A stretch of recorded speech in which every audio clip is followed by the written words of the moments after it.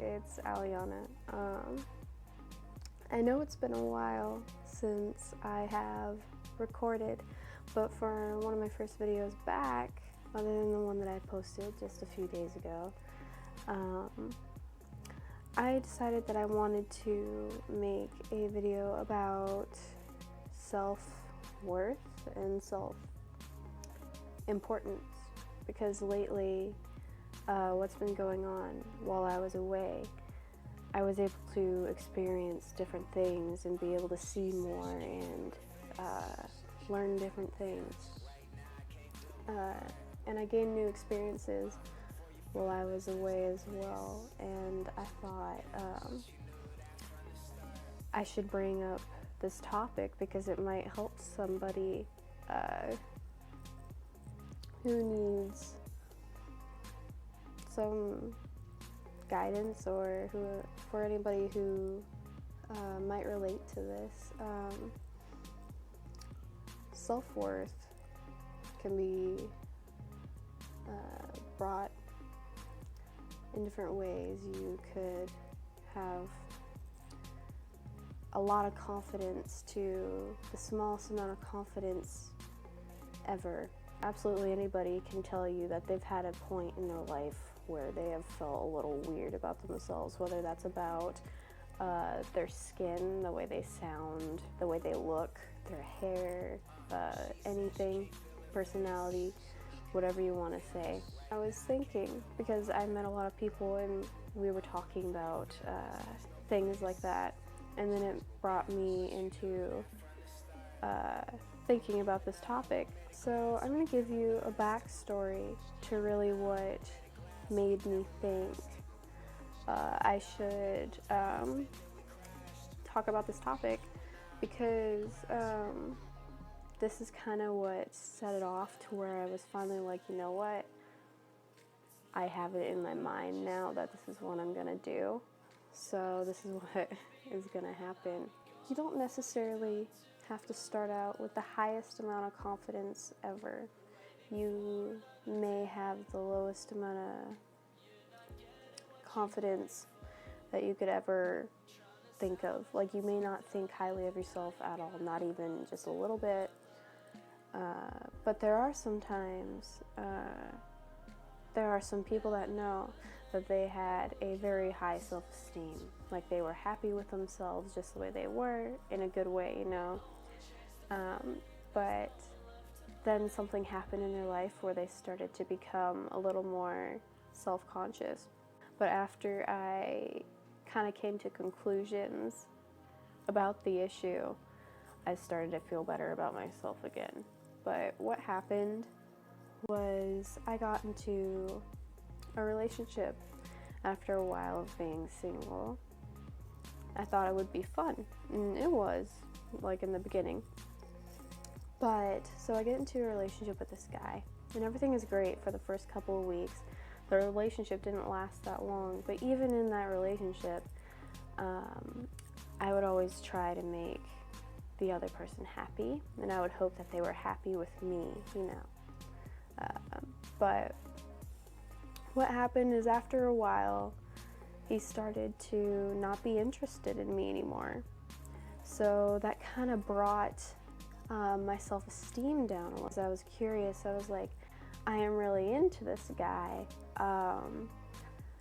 but he's not into me. So I was confused, and I would see him every now and then. It wasn't like we used to, you know. But then towards the end, like a week, he would show me these photos of girls that he thought were pretty, and I started to become a little bit more uncomfortable with myself, because I was thinking, like, what do those girls have that he sees something good in? So I would look at myself in the mirror and I would be like, well, you don't have this, you don't have this, you don't have, like, that perfect body shape. And it would become really depressing, and I started to come down on myself, what I'm saying here. is a lot of times when we are worried about something, we can put ourselves down, and that's what happened to me, because I had a good self-esteem about myself. Like, I felt just fine with myself the way I was until the relationship started to go bad. So I blamed myself, which I shouldn't have done. Like, never blame yourself if it's just not gonna work out. Like, if it's just like that and he loses interest or she loses interest. That's what happened to me, and it's very short and simple. Then what this is going to be leading me on to is how after the breakup, like, I was really sad, but I actually started to change the way I was, because I became afraid that because of the way I was already, like my personality, the way I looked, he wasn't going to like me that way. So I started to try to change myself into the people that he thought were attractive and to somebody that I thought he would adore, which is a really bad idea. Like, no, it's, you should never change for anyone. Don't change for anyone. And that's what I try to do. But then I learned after the whole thing ended and I moved on, everything actually fell into place. I found a way to get over him and over the way I felt about myself, and that was by focusing on the things that I loved, which was music, video editing, which is, I'm back. I focused on music, being around friends, watching movies, going longboarding, everything that I liked. And then I realized, like, I rediscovered my talents and what I loved about being myself. Those little things that made me, me. And so then I started to become happy with myself again. There's millions out there that I know felt the same way.